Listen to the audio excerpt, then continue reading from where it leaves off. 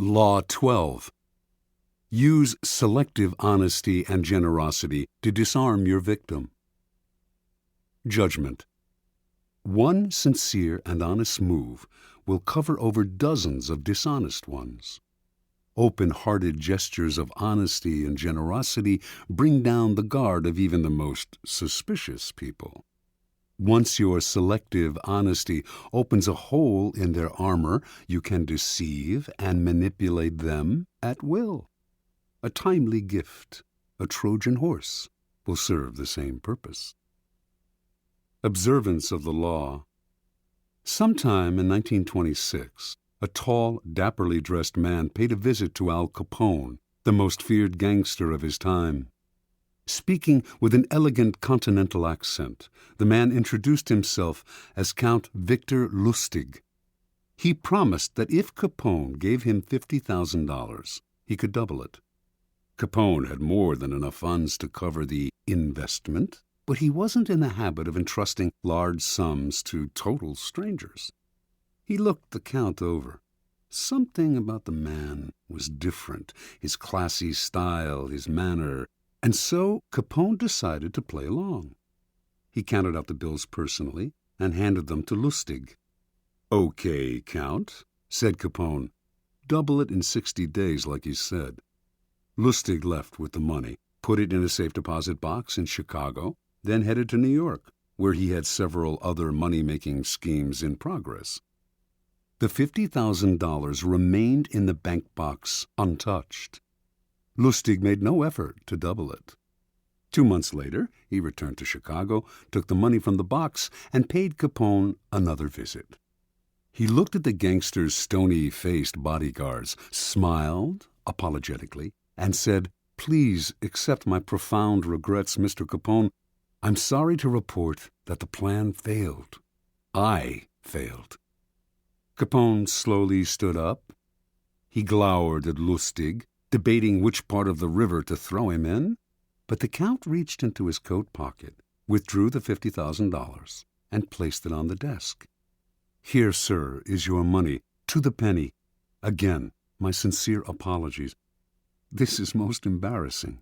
Things didn't work out the way I thought they would. I would have loved to have doubled your money for you and for myself. Lord knows I need it, but the plan just didn't materialize."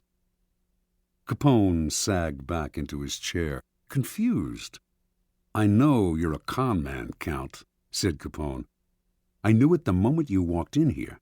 I expected either $100,000 or nothing. But this, getting my money back, well...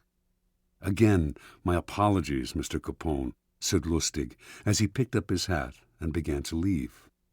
"My God, you're honest," yelled Capone. "If you're on the spot, here's 5 to help you along." He counted out 5 $1,000 bills out of the $50,000. The Count seemed stunned, bowed deeply, mumbled his thanks, and left, taking the money. The $5,000 was what Lustig had been after all along. Interpretation. Count Victor Lustig, a man who spoke several languages and prided himself on his refinement and culture, was one of the great con artists of modern times. He was known for his audacity, his fearlessness, and, most important, his knowledge of human psychology. He could size up a man in minutes, discovering his weaknesses, and he had radar for suckers. Lustig knew that most men build up defenses against crooks and other troublemakers. The con artist's job is to bring those defenses down. One sure way to do this is through an act of apparent sincerity and honesty. Who will distrust a person literally caught in the act of being honest? Lustig used selective honesty many times, but with Capone, he went a step further. No normal con man would have dared such a con. He would have chosen his suckers for their meekness, for that look about them that says they will take their medicine without complaint. Con Capone, and you would spend the rest of your life, whatever remained of it, afraid. But Lustig understood that a man like Capone spends his life mistrusting others. No one around him is honest or generous, and being so much in the company of wolves is exhausting. even depressing. A man like Capone yearns to be the recipient of an honest or generous gesture, to feel that not everyone has an angle or is out to rob him. Lustig's act of selective honesty disarmed Capone because it was so unexpected. A con artist loves conflicting emotions like these, since the person caught up in them is so easily distracted and deceived. Do not shy away from practicing this law on the Capones of the world. With a well-timed gesture of honesty or generosity, you will have the most brutal and cynical beast in the kingdom eating out of your hand. Keys to power. The essence of deception is distraction. Distracting the people you want to deceive gives you the time and space to do something they won't notice. An act of kindness, generosity, or honesty is the most powerful form of distraction because it disarms other people's suspicions. It turns them into children, eagerly lapping up any kind of affectionate gesture.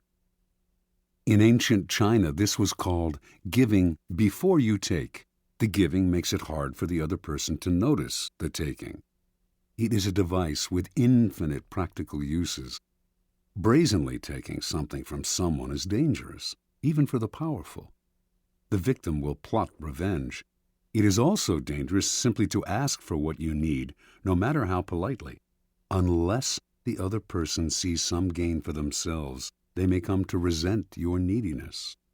Learn to give before you take. It softens the ground, takes the bite out of a future request, or simply creates a distraction.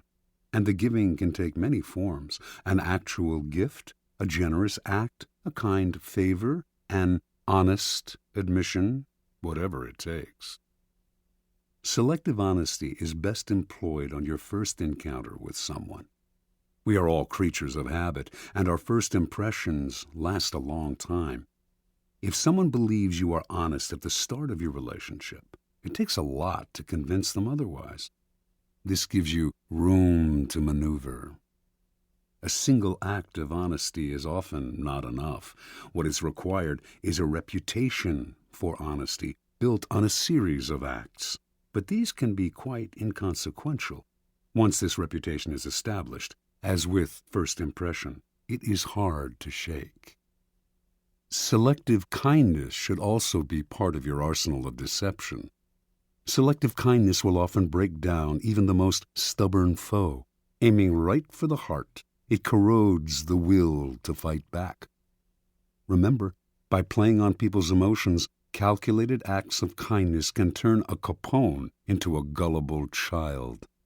As with any emotional approach, the tactic must be practiced with caution. If people see through it, their disappointed feelings of gratitude and warmth will become the most violent hatred and distrust.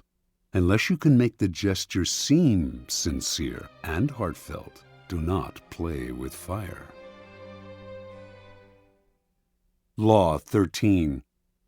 When asking for help, appeal to people's self-interest, never to their mercy or gratitude. Judgment. If you need to turn to an ally for help, do not bother to remind him of your past assistance and good deeds. He will find a way to ignore you. Instead, uncover something in your request or in your alliance with him that will benefit him and emphasize it out of all proportion. He will respond enthusiastically when he sees something to be gained for himself. Observance of the law. In 433 BC, just before the Peloponnesian War, the island of Corcyra, later called Corfu, and the Greek city-state of Corinth stood on the brink of conflict. Both sides sent ambassadors to Athens to try to win over the Athenians to their side. The stakes were high, since whoever had Athens on his side was sure to win, and whoever won the war would certainly give the defeated side no mercy. Corcyra spoke first. Its ambassador began by admitting that the island had never helped Athens before, and in fact had allied itself with Athens' enemies. There were no ties of friendship or gratitude between Corcyra and Athens. Yes, the ambassador admitted, he had come to Athens now out of fear and concern for Corcyra's safety. The only thing he could offer was an alliance of mutual interests. Corcyra had a navy only surpassed in size and strength by Athens' own. An alliance between the two states would create a formidable force, one that could intimidate the rival state of Sparta. That, unfortunately, was all Corcyra had to offer. The representative from Corinth then gave a brilliant, passionate speech in sharp contrast to the dry, colorless approach of the Corcyran. He talked of everything Corinth had done for Athens in the past. He asked how it would look to Athens' other allies if the city put an agreement with a former enemy over one with a present friend, one that had served Athens' interest loyally. Perhaps those allies would break their agreements with Athens if they saw that their loyalty was not valued. He referred to Hellenic law and the need to repay Corinth for all its good deeds. He finally went on to list the many services Corinth had performed for Athens and the importance of showing gratitude to one's friends. After the speech, the Athenians debated the issue in an assembly. On the second round, they voted overwhelmingly to ally with Corcyra and drop Corinth. Interpretation. History has remembered the Athenians nobly, but they were the preeminent realists of classical Greece. With them, all the rhetoric, all the emotional appeals in the world could not match a good pragmatic argument, especially one that added to their power. What the Corinthian ambassador did not realize was that his references to Corinth's past generosity to Athens only irritated the Athenians, subtly asking them to feel guilty and putting them under obligation. The Athenians could care less about past favors and friendly feelings. At the same time, they knew that if their other allies thought them ungrateful for abandoning Corinth, these city-states would still be unlikely to break their ties to Athens, the preeminent power in Greece. Athens ruled its empire by force and would simply compel any rebellious ally to return to the fold. When people choose between talk about the past and talk about the future, a pragmatic person will always opt for the future and forget the past. As the Corcyrans realized, it is always best to speak pragmatically to a pragmatic person, and in the end, most people are, in fact, pragmatic. They will rarely act against their own self-interest. Keys to power. In your quest for power, you will constantly find yourself in the position of asking for help from those more powerful than you. There is an art to asking for help, an art that depends on your ability to understand the person you are dealing with and to not confuse your needs with theirs. Most people never succeed at this because they are completely trapped in their own wants and desires. They start from the assumption that the people they are appealing to have a selfless interest in helping them. They talk as if their needs mattered to these people, who probably couldn't care less. Sometimes they refer to larger issues, a great cause, or grand emotions such as love and gratitude. They go for the big picture when simple, everyday realities would have much more appeal. What they do not realize is that even the most powerful person is locked inside needs of his own, and that if you make no appeal to his self-interest, he merely sees you as desperate or, at best, a waste of time. A key step in the process is to understand the other person's psychology. Is he vain? Is he concerned about his reputation or his social standing? Does he have enemies you could help him vanquish? Is he simply motivated by money and power? When the Mongols invaded China in the 12th century, they threatened to obliterate a culture that had thrived for over 2,000 years. Their leader, Genghis Khan, saw nothing in China but a country that lacked pasturing for his horses, and he decided to destroy the place, leveling all its cities, for it would be better to exterminate the Chinese and let the grass grow. It was not a soldier, a general, or a king who saved the Chinese from devastation, but a man named Yelu Chucai. A foreigner himself, Chucai had come to appreciate the superiority of Chinese culture. He managed to make himself a trusted advisor to Genghis Khan and persuaded him that he would reap riches out of the place if, instead of destroying it, he simply taxed everyone who lived there. Khan saw the wisdom in this and did as Chucai advised. When Khan took the city of Kaifeng after a long siege and decided to massacre its inhabitants, as he had in other cities that had resisted him, Chucai told him that the finest craftsmen and engineers in China had fled to Kaifeng, and it would be better to put them to use. Kaifeng was spared. Never before had Genghis Khan shown such mercy, but then it really wasn't mercy that saved Kaifeng. Chucai knew Khan well. He was a barbaric peasant who cared nothing for culture, or indeed for anything other than warfare and practical results. Chucai chose to appeal to the only emotion that would work on such a man: greed. Self-interest is the lever that will move people. Once you make them see how you can in some way meet their needs or advance their cause, their resistance to your requests for help will magically fall away. At each step on the way to acquiring power, you must train yourself to think your way inside the other person's mind, to see their needs and interests, to get rid of the screen of your own feelings that obscure the truth. Master this art, and there will be no limits to what you can accomplish. Law 14. Pose as a friend, work as a spy. Judgment. Knowing about your rival is critical. Use spies to gather valuable information that will keep you a step ahead. Better still, play the spy yourself. In polite social encounters, learn to probe. Ask indirect questions to get people to reveal their weaknesses and intentions. There is no occasion that is not an opportunity for artful spying. Observance of the law. Joseph Duveen was undoubtedly the greatest art dealer of his time.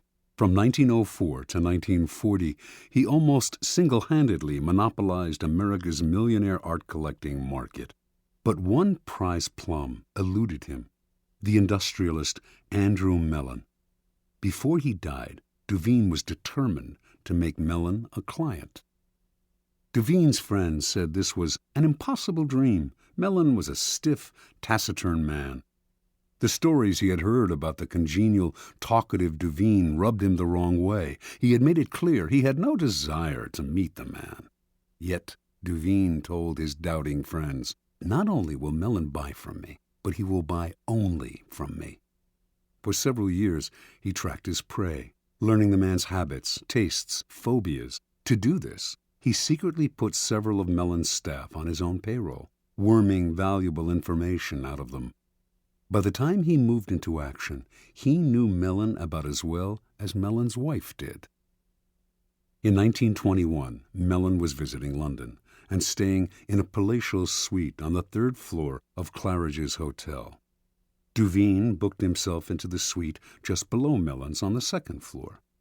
He had arranged for his valet to befriend Mellon's valet, and on the fateful day he had chosen to make his move, Mellon's valet told Duveen's valet, who told Duveen, that he had just helped Mellon on with his overcoat and that the industrialist was making his way down the corridor to ring for the lift. Duveen's valet hurriedly helped Duveen with his own overcoat. Seconds later, Duveen entered the lift, and lo and behold, there was Mellon.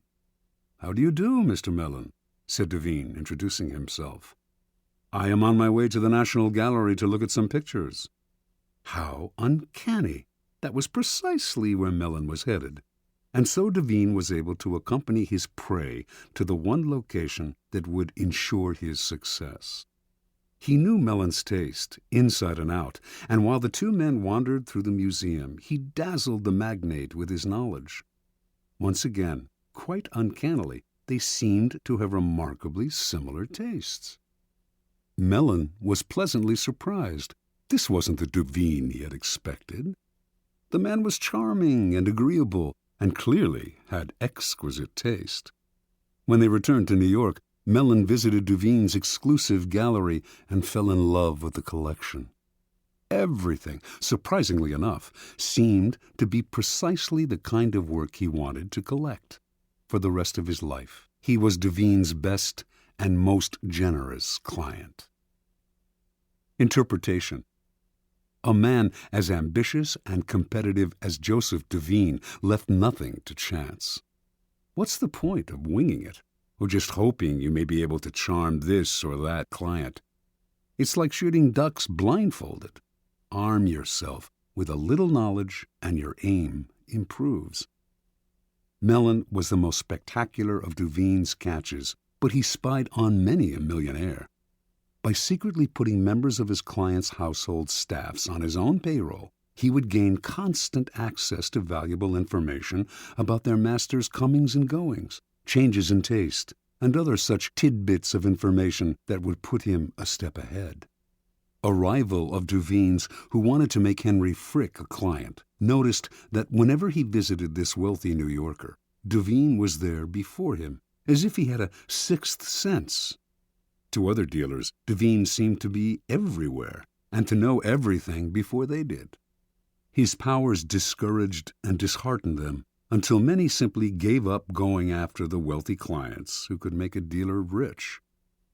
Such is the power of artful spying. It makes you seem all-powerful, clairvoyant. Your knowledge of your mark can also make you seem charming. So well can you anticipate their desires. No one sees the source of your power, and what they cannot see, they cannot fight. Keys to power. In the realm of power, your goal is a degree of control over future events. Part of the problem you face, then, is that people won't tell you all their thoughts, emotions, and plans.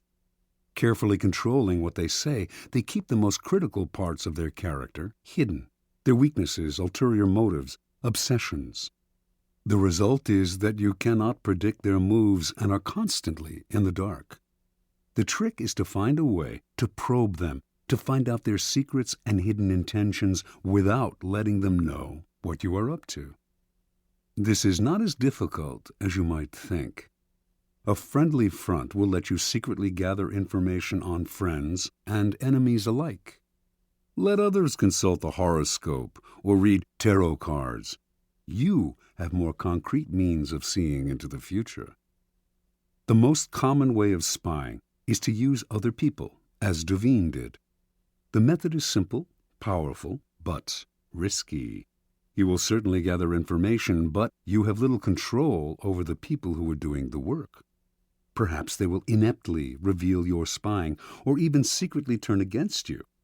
It is far better to be the spy yourself, to pose as a friend while secretly gathering information. During social gatherings and innocuous encounters, pay attention. This is when people's guards are down. By suppressing your own personality, you can make them reveal things. The brilliance of the maneuver is that they will mistake your interest in them for friendship, so that you not only learn, you make allies. Nevertheless, you should practice this tactic with caution and care. If people begin to suspect you are worming secrets out of them under the cover of conversation, they will strictly avoid you. Emphasize friendly chatter, not valuable information. Your search for gems of information cannot be too obvious, or your probing questions will reveal more about yourself and your intentions than about the information you hope to find. A trick to try in spying comes from La Rochefoucauld, who wrote, "Sincerity is found in very few men, and is often the cleverest of ruses. One is sincere in order to draw out the confidence and secrets of the other." By pretending to bare your heart to another person, in other words, You make them more likely to reveal their own secrets. Give them a false confession, and they will give you a real one.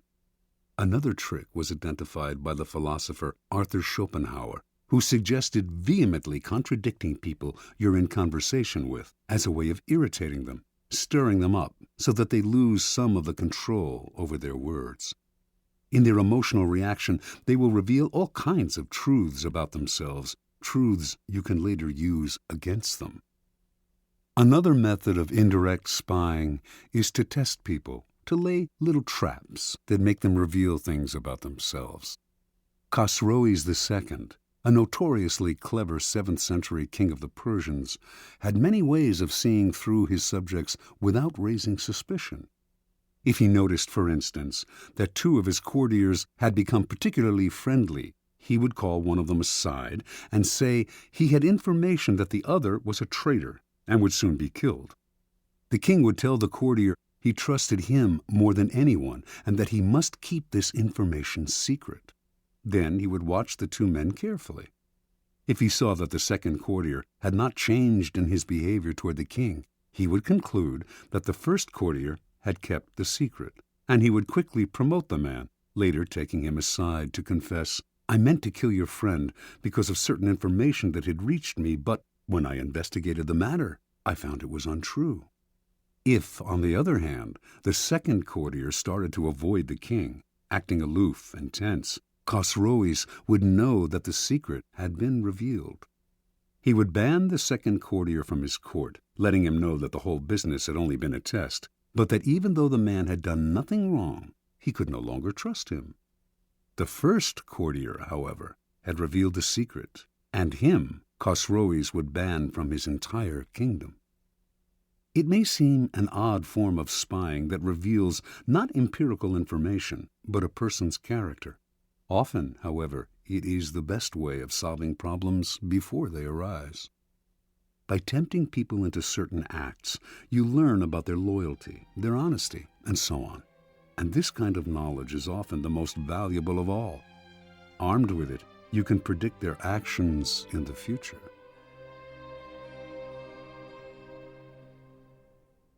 Law 15. Crush your enemy totally. Judgment. All great leaders since Moses have known that a feared enemy must be crushed completely. Sometimes they have learned this the hard way. If one ember is left alight, no matter how dimly it smolders, a fire will eventually break out.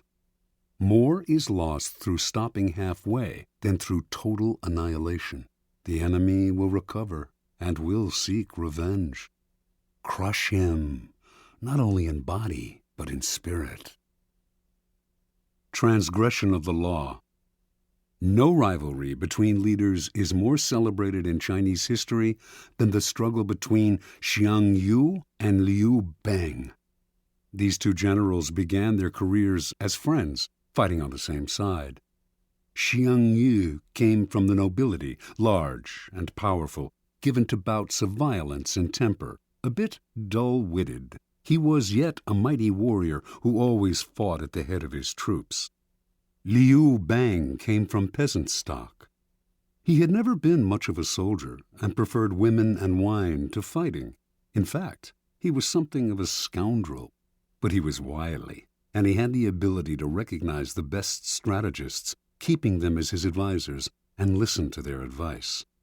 He had risen in the army through these strengths. In 208 BC, the king of Chu sent 2 massive armies to conquer the powerful kingdom of Qin. One army went north, under the generalship of Sung Yi, with Xiang Yu second in command. The other, led by Liu Bang, headed straight toward Qin. The target was the kingdom's splendid capital, Xianyang, and Xiang Yu, ever violent and impatient, could not stand the idea that Liu Bang would get to Xianyang first and perhaps would assume command of the entire army. At one point on the northern front, Xiang's commander, Sung Yi, hesitated in sending his troops into battle. Furious, Xiang entered Sung Yi's tent, proclaimed him a traitor, cut off his head, and assumed sole command of the army. Without waiting for orders, he left the northern front and marched directly on Xianyang. He felt certain he was the better soldier and general than Li Yu, but, to his utter astonishment, his rival, leading a smaller, swifter army, managed to reach Xianyang first.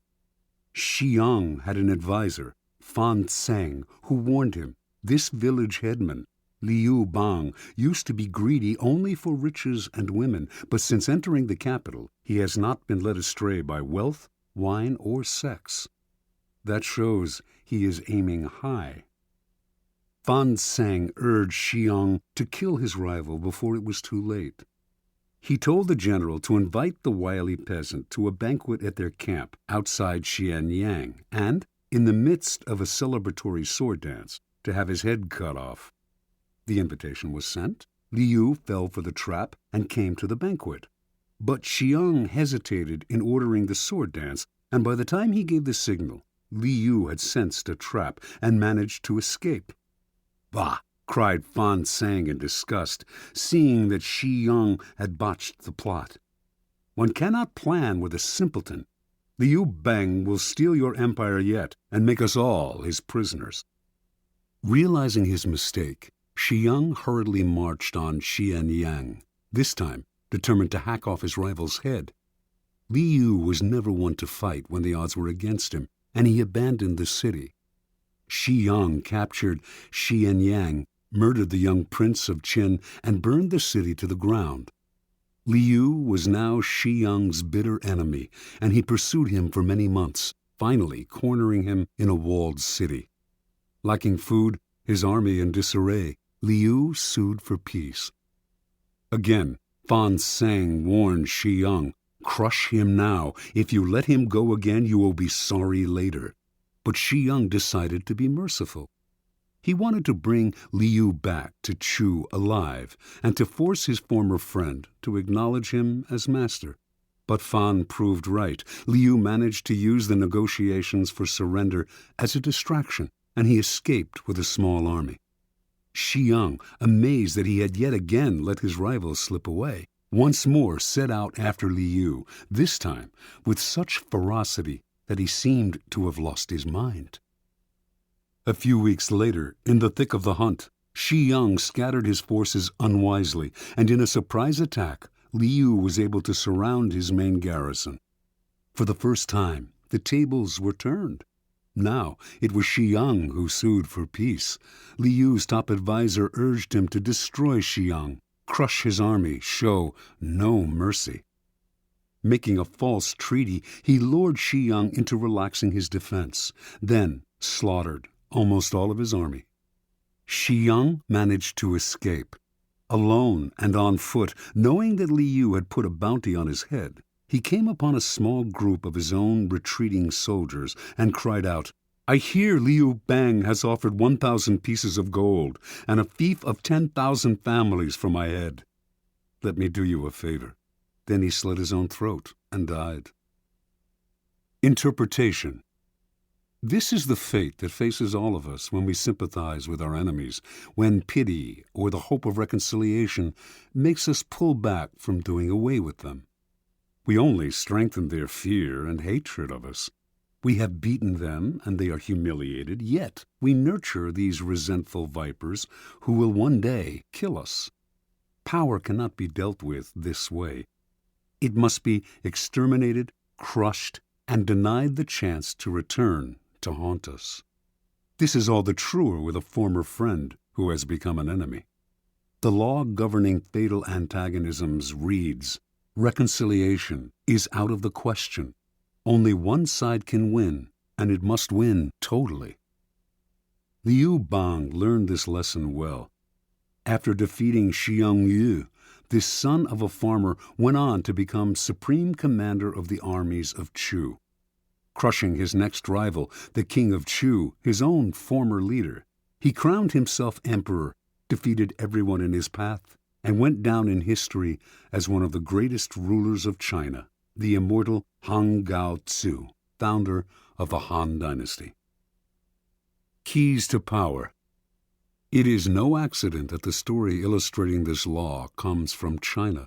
Chinese history abounds with examples of enemies who were left alive and returned to haunt the lenient.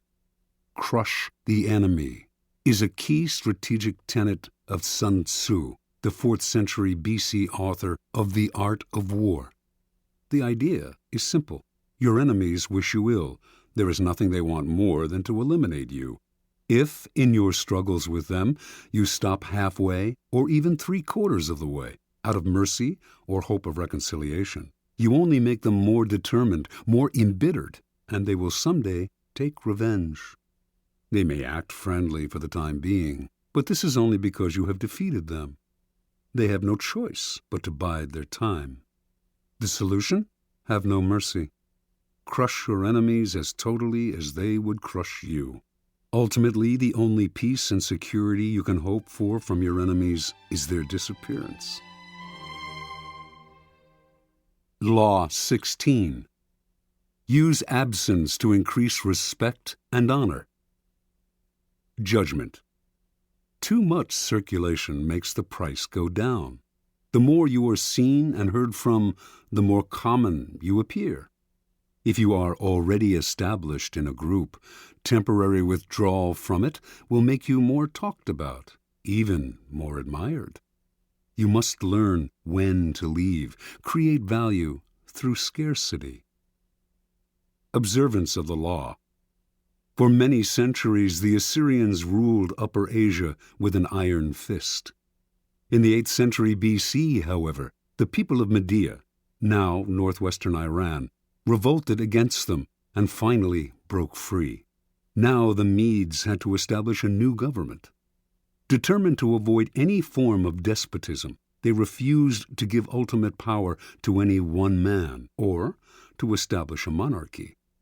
Without a leader, however, the country soon fell into chaos and fractured into small kingdoms with village fighting against village. In one such village lived a man named Deioces, who began to make a name for himself for fair dealing and the ability to settle disputes. He did this so successfully, in fact, that soon any legal conflict in the area was brought to him, and his power increased. Throughout the land, the law had fallen into disrepute. The judges were corrupt, and no one entrusted their cases to the courts anymore, resorting to violence instead. When news spread of Deioces' wisdom, incorruptibility, and unshakable impartiality, Median villages far and wide turned to him to settle all manner of cases. Soon he became the sole arbiter of justice in the land. At the height of his power, Deioces suddenly decided he had had enough. He would no longer sit in the chair of judgment, would hear no more suits, settle no more disputes between brother and brother, village and village. Complaining that he was spending so much time dealing with other people's problems that he had neglected his own affairs, he retired. The country once again descended into chaos.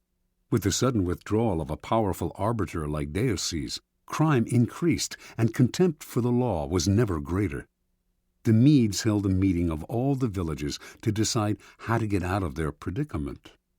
"We cannot continue to live in this country under these conditions," said one tribal leader. "Let us appoint one of our number to rule so that we can live under orderly government rather than losing our homes altogether in the present chaos." And so, despite all that the Medes had suffered under the Assyrian despotism, they decided to set up a monarchy and name a king. And the man they most wanted to rule, of course, was the fair-minded Deioces. He was hard to convince, for he wanted nothing more to do with the village's infighting and bickering. But the Medes begged and pleaded. Without him, the country had descended into a state of lawlessness. Deioces finally agreed. Yet he also imposed conditions. An enormous palace was to be constructed for him. He was to be provided with bodyguards, and a capital city was to be built from which he could rule. All of this was done, and Deioces settled into his palace. In the center of the capital, the palace was surrounded by walls and completely inaccessible to ordinary people. Deioces then established the terms of his rule. Admission to his presence was forbidden. Communication with the king was only possible through messengers. No one in the royal court could see him more than once a week, and then only by permission. Deioces ruled for 53 years, extended the Median Empire, and established the foundation for what would later be the Persian Empire, under his great-great-grandson Cyrus. During Deioces' reign, the people's respect for him gradually turned into a form of worship. He was not a mere mortal, they believed, but the son of a god. Interpretation. Deioces was a man of great ambition. He determined early on that the country needed a strong ruler and that he was the man for the job. In a land plagued with anarchy, the most powerful man is the judge and arbiter, so Deioces began his career by making his reputation as a man of impeccable fairness. At the height of his power as a judge, however, Deioces realized the truth of the law of absence and presence.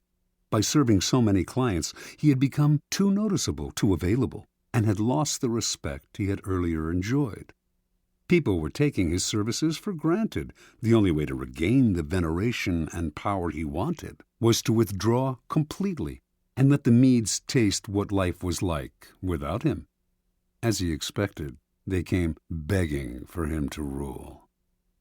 Once Deioces had discovered the truth of this law, he carried it to its ultimate realization. In the palace his people had built for him, none could see him except a few courtiers, and those only rarely.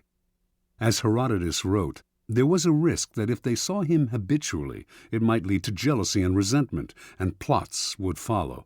But if nobody saw him, the legend would grow that he was a being of a different order from mere men. Keys to power. Everything in the world depends on absence and presence. A strong presence will draw power and attention to you. You shine more brightly than those around you. But a point is inevitably reached where too much presence creates the opposite effect. The more you are seen and heard from, the more your value degrades. You become a habit. No matter how hard you try to be different, subtly, without your knowing why, people respect you less and less. At the right moment, you must learn to withdraw yourself before they unconsciously push you away. It is a game of hide and seek. Another, more everyday side of this law, but one that demonstrates its truth even further, is the law of scarcity in the science of economics. By withdrawing something from the market, you create instant value.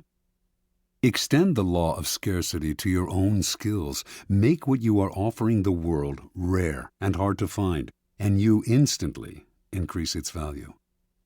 There always comes a point when those in power overstay their welcome. We have grown tired of them, lost respect for them. We see them as no different from the rest of mankind, which is to say that we see them as rather worse, since we inevitably compare their current status in our eyes to their former one. There is an art to knowing when to retire. If it is done right, you regain the respect you had lost and retain a part of your power. Make yourself too available, and the aura of power you have created around yourself will wear away. Turn the game around. Make yourself less accessible, and you increase the value of your presence. Law 17. Keep others in suspense. Cultivate an air of unpredictability. Judgment. Humans are creatures of habit, with an insatiable need to see familiarity in other people's actions. Your predictability gives them a sense of control. Turn the tables. Be deliberately unpredictable.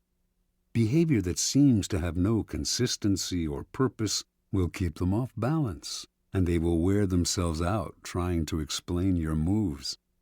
Taken to an extreme, this strategy can intimidate and terrorize. Observance of the law. In May of 1972, chess champion Boris Spassky anxiously awaited his rival Bobby Fischer in Reykjavik, Iceland. The two men had been scheduled to meet for the World Championship of Chess, but Fischer had not arrived on time, and the match was on hold.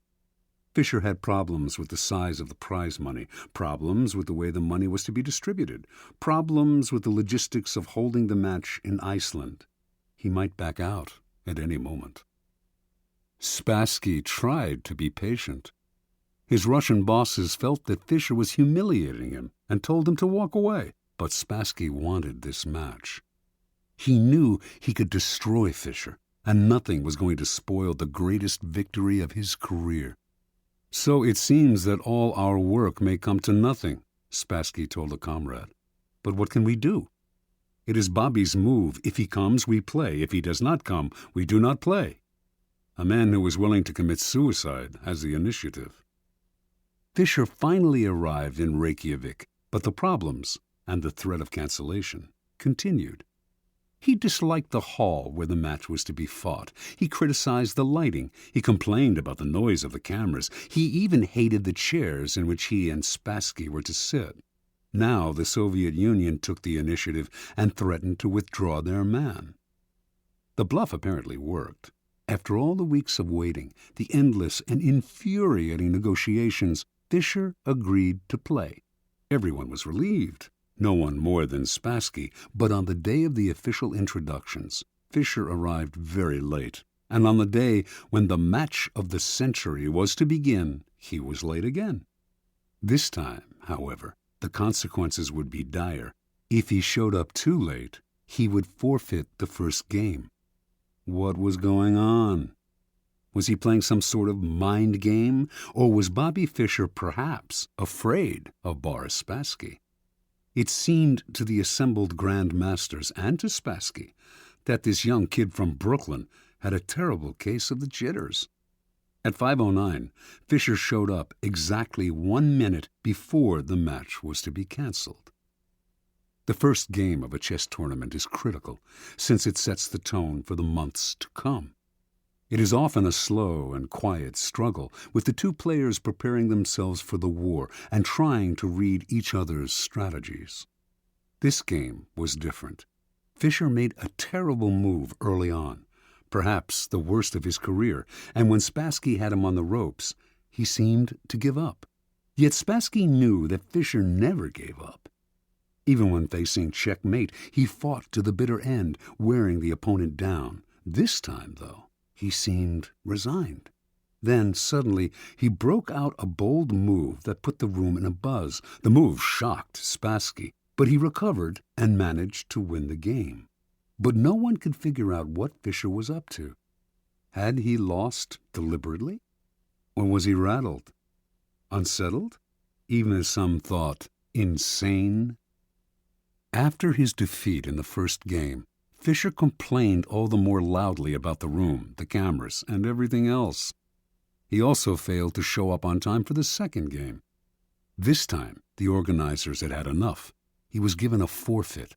Now he was down 2-0, a position from which no one had ever come back to win a chess championship. Fischer was clearly unhinged. Yet, in the third game, as all those who witnessed it remember, he had a ferocious look in his eye, a look that clearly bothered Spassky. And despite the hole he had dug for himself, he seemed supremely confident. He did make what appeared to be another blunder, as he had in the first game, but his cocky air made Spassky smell a trap. Yet, despite the Russian's suspicions, he could not figure out the trap, and before he knew it, Fischer had checkmated him. In fact, Fischer's unorthodox tactics had completely unnerved his opponent. At the end of the game, Fischer leaped up and rushed out, yelling to his confederates as he smashed a fist into his palm, "I'm crushing him with brute force." In the next games, Fischer pulled moves that no one had seen from him before, moves that were not his style. Now Spassky started to make blunders. After losing the sixth game, he started to cry. One grandmaster said, "After this, Spassky's got to ask himself if it's safe to go back to Russia."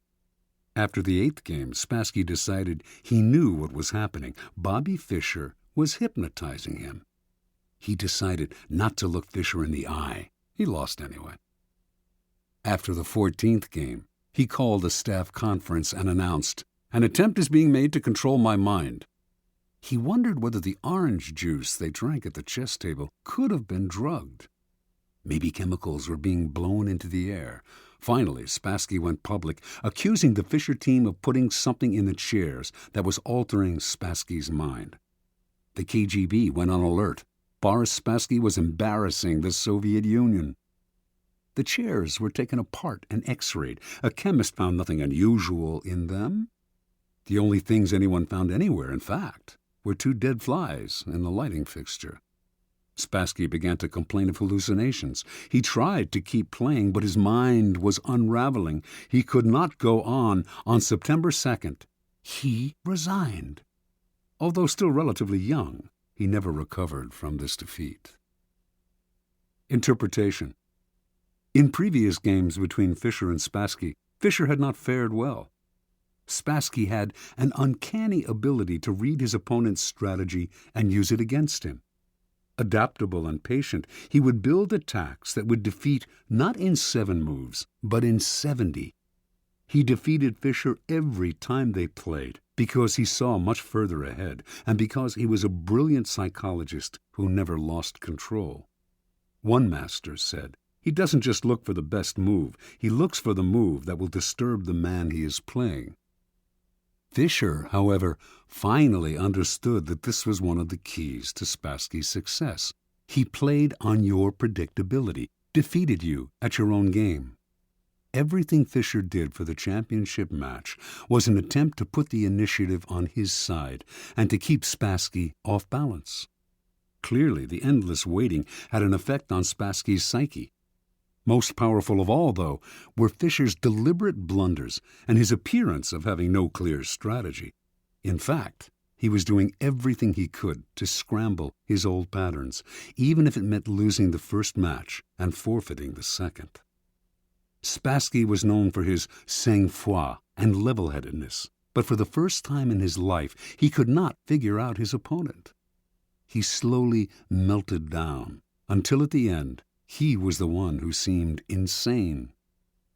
Chess contains the concentrated essence of life. First, because to win, you have to be supremely patient and far-seeing. And second, because the game is built on patterns, whole sequences of moves that have been played before and will be played again with slight alterations in any one match. Your opponent analyzes the patterns you are playing and uses them to try to foresee your moves. Allowing him nothing predictable to base his strategy on gives you a big advantage. In chess, as in life, when people cannot figure out what you are doing, they are kept in a state of terror, waiting, uncertain, confused.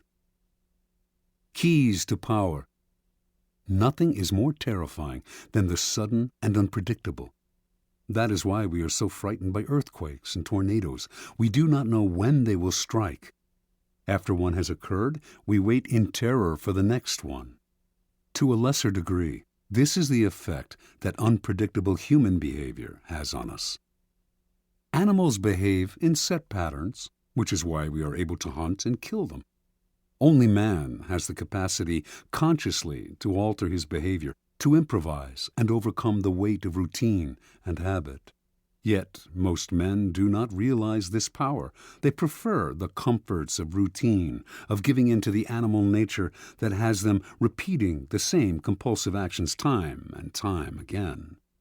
They do this because it requires no effort, and because they mistakenly believe that if they do not unsettle others, they will be left alone. Understand, a person of power instills a kind of fear by deliberately unsettling those around him to keep the initiative on his side. You sometimes need to strike without warning to make others tremble when they least expect it. It is a device that the powerful have used for centuries. Unpredictability is most often the tactic of the master, but the underdog, too, can use it to great effect. If you find yourself outnumbered or cornered, throw in a series of unpredictable moves. Your enemies will be so confused that they will pull back or make a tactical blunder. People are always trying to read the motives behind your actions and to use your predictability against you. Throw in a completely inexplicable move and you put them on the defensive. Because they do not understand you, they are unnerved, and in such a state you can easily intimidate them. Unpredictability is not only a weapon of terror. Scrambling your patterns on a day-to-day basis will cause a stir around you and stimulate interest. People will talk about you, ascribe motives and explanations that have nothing to do with the truth, but that keep you constantly in their minds. In the end, the more capricious you appear, the more respect you will garner. Only the terminally subordinate act in a predictable manner. Law 18. Do not build fortresses to protect yourself. Isolation is dangerous. Judgment. The world is dangerous and enemies are everywhere. Everyone has to protect themselves. A fortress seems the safest, but isolation exposes you to more dangers than it protects you from. It cuts you off from valuable information.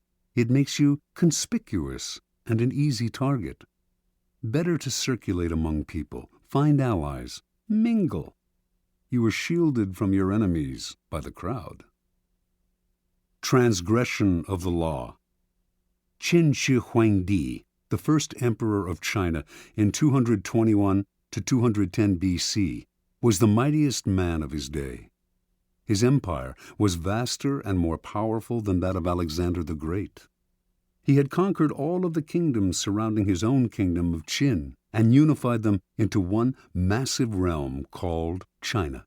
But in the last years of his life, few, if anyone, saw him. The emperor lived in the most magnificent palace built to that date, in the capital of Xianyang.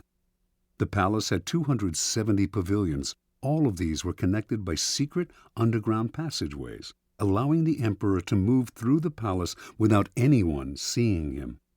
He slept in a different room every night, and anyone who inadvertently laid eyes on him was instantly beheaded. Only a handful of men knew his whereabouts, and if they revealed it to anyone, they too were put to death.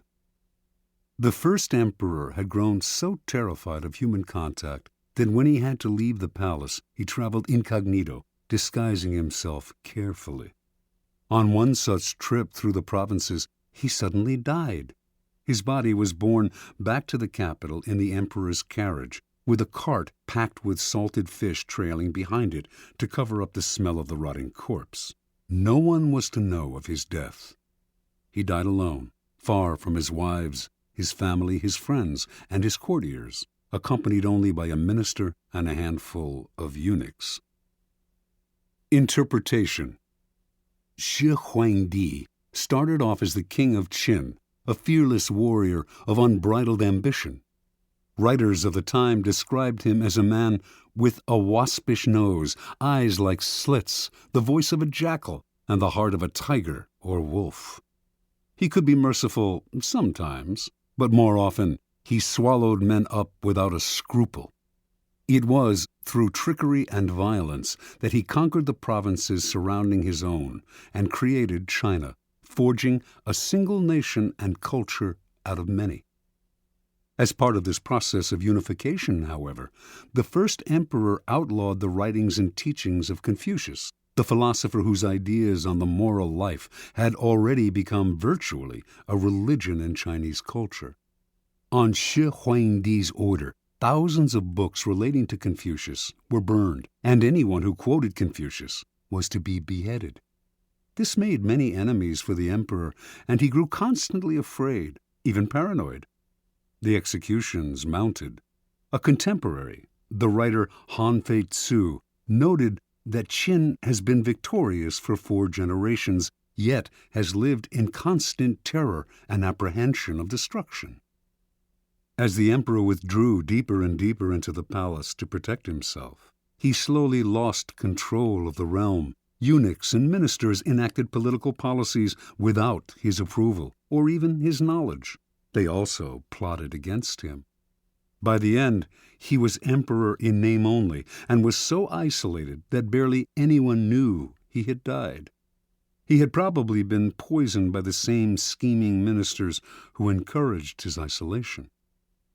That is what isolation brings. Retreat into a fortress, and you lose contact with the sources of your power. You lose your ear for what is happening around you, as well as a sense of proportion. Instead of being safer, you cut yourself off from the kind of knowledge on which your life depends. Never enclose yourself so far from the streets that you cannot hear what is happening around you, including the plots against you. Keys to power. Machiavelli makes the argument that in a strictly military sense, a fortress is invariably a mistake. It becomes a symbol of power's isolation and is an easy target for its builder's enemies. Designed to defend you, fortresses actually cut you off from help and cut into your flexibility. They may appear impregnable, but once you retire to one, everyone knows where you are, and a siege does not have to succeed to turn your fortress into a prison. The danger for most people comes when they feel threatened. In such times, they tend to retreat and close ranks to find security in a kind of fortress.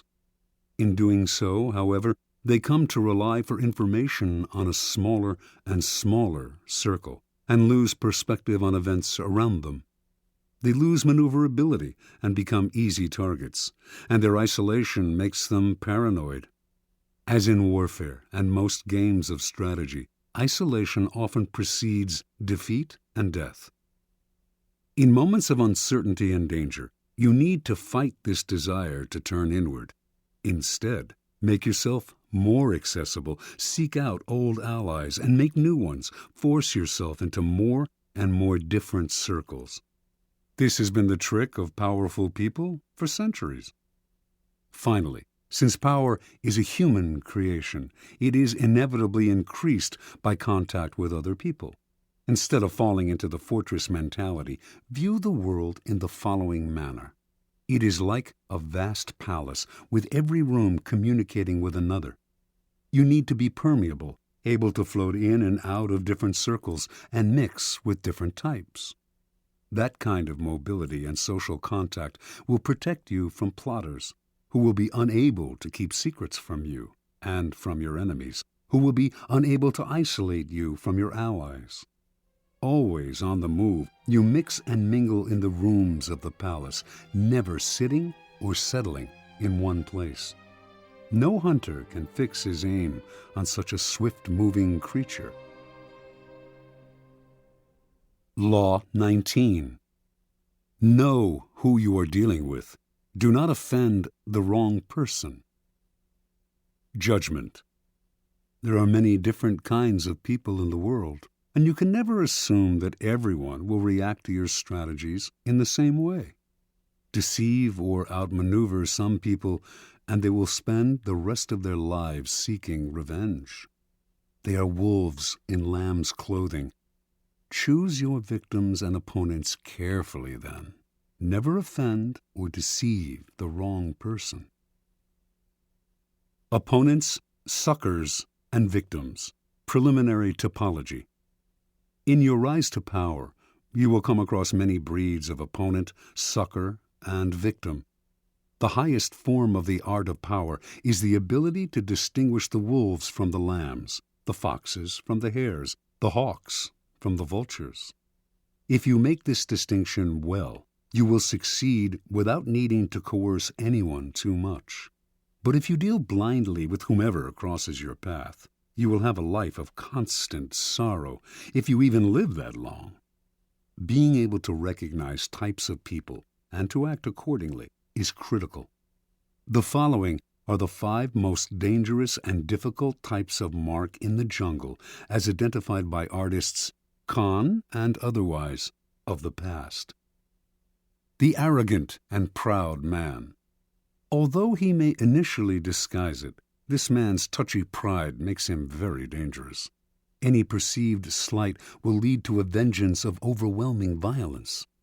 You may say to yourself, "But I only said such and such at a party where everyone was drunk." It does not matter.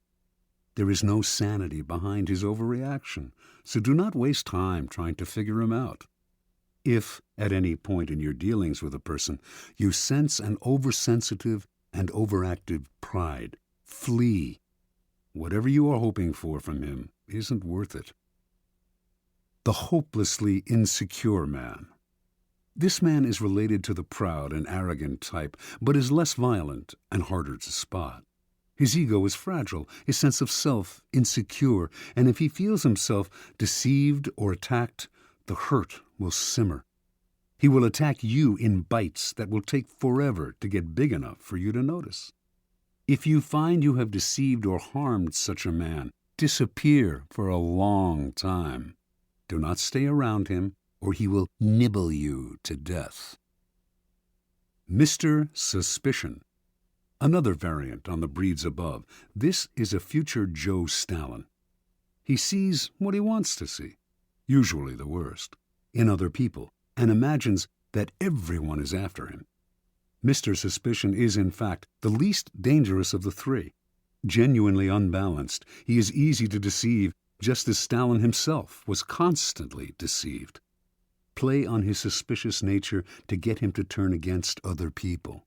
But if you do become the target of his suspicions, watch out. The serpent with a long memory. If hurt or deceived, this man will show no anger on the surface. He will calculate and wait. Then, when he is in a position to turn the tables, he will exact a revenge marked by a cold-blooded shrewdness. Recognize this man by his calculation and cunning in the different areas of his life. He is usually cold and unaffectionate. Be doubly careful of this snake, and if you have somehow injured him, either crush him completely or get him out of your sight. The plain, unassuming, and often unintelligent man. Ah, your ears prick up when you find such a tempting victim. But this man is a lot harder to deceive than you imagine. Falling for a ruse often takes intelligence and imagination, a sense of the possible rewards. The blunt man will not take the bait because he does not recognize it. He is that unaware.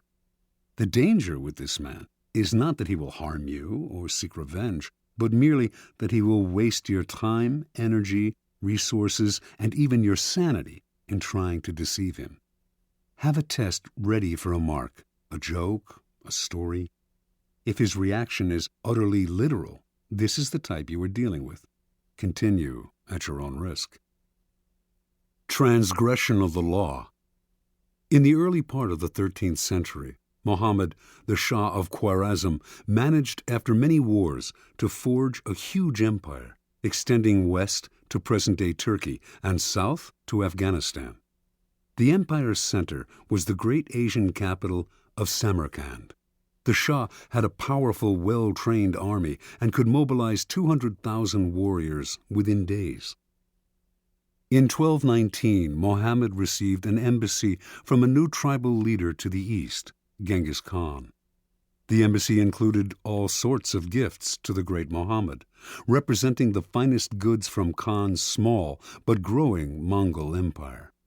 Genghis Khan wanted to reopen the Silk Route to Europe and offered to share it with Muhammad, while promising peace between the two empires.